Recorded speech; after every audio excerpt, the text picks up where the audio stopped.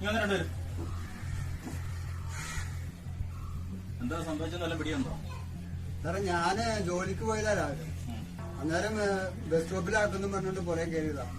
അത് എന്റെ പ്രായത്തിലുള്ള കാരണം ഹോസ്പിറ്റലിൽ പോയി മരുന്ന് കൊടുക്കണം അതാണ്ട് പറഞ്ഞു. അതുകൊണ്ട് കയറ്റിയ സാറേ, എനിക്കിതൊന്നും അറിയില്ല. ഇയാളുടെ കയ്യിൽ നിന്ന് കിട്ടിയ സാധനം ഇതാ. മനസ്സിലായോ സാധനം എന്താ? എന്താ മോനത്?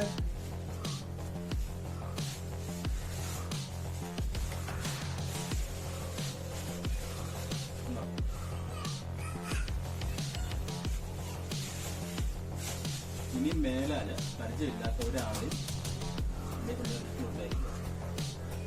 അങ്ങനെ ഇതൊക്കെ പറഞ്ഞ് ഹോസ്പിറ്റൽ കേസ് അവിടെ പോകണം ഇവിടെ പോകണം എന്നൊക്കെ പറഞ്ഞ് പല ആൾക്കാരും വരും. നിങ്ങളുടെ ഇന്നത്തെ പണി പോയില്ലേ? പണി പോയതൊന്നുമില്ല. ഞാൻ ആവശ്യം വന്നില്ലേ?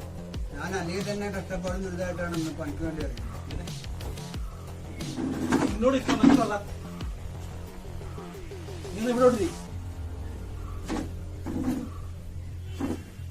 നിനക്കിട്ടുള്ള ഓക്കെ ഇത് റെഡിയാക്കിയേക്കാം കേട്ടോ.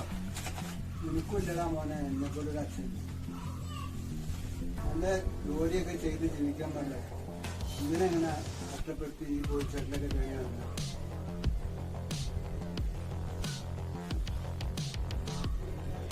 ചേട്ടന് കേസൊന്നുമില്ല കേട്ടോ. ഞങ്ങൾക്ക് ബോധ്യപ്പെട്ടിട്ടുണ്ട്. നിനക്കുള്ള പണി തരാം കേട്ടോ. കേട്ടോടാ. എത്ര നിന്റെ കൂടെ ആരൊക്കെയാ ഉള്ളേ? അങ്ങനെ അങ്ങനെ ആരും കിട്ടി? ഇതെവിടെ നിന്ന് കിട്ടിയത്? സാധനം എവിടെ നിന്ന് കിട്ടിയത്? നീ ഉണ്ടോ എന്റെ കയ്യില്? എവിടുന്ന കിട്ടിയത്? പേര് പറ. ആടെ പേര് എന്ന കാര്യം തന്നത്?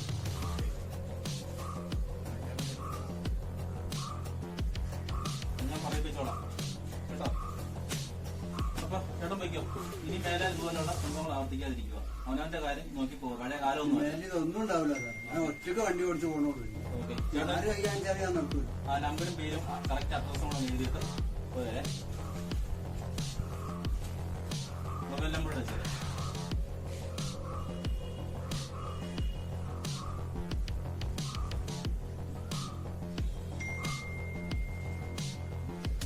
വീട്ടിലാരൊക്കെ ഉണ്ട് നിന്റെ? ഞാൻ വീട്ടുകാരൊക്കെ ഉണ്ട്? പിന്നെ അത്രേ ഉള്ളൂ. എത്ര വയസ്സുണ്ട്?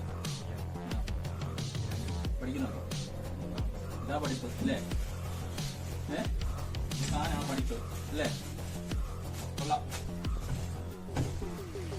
ഓക്കെ കേട്ടോ. ഇവിടെ നിന്നോ അറിയുന്നോ?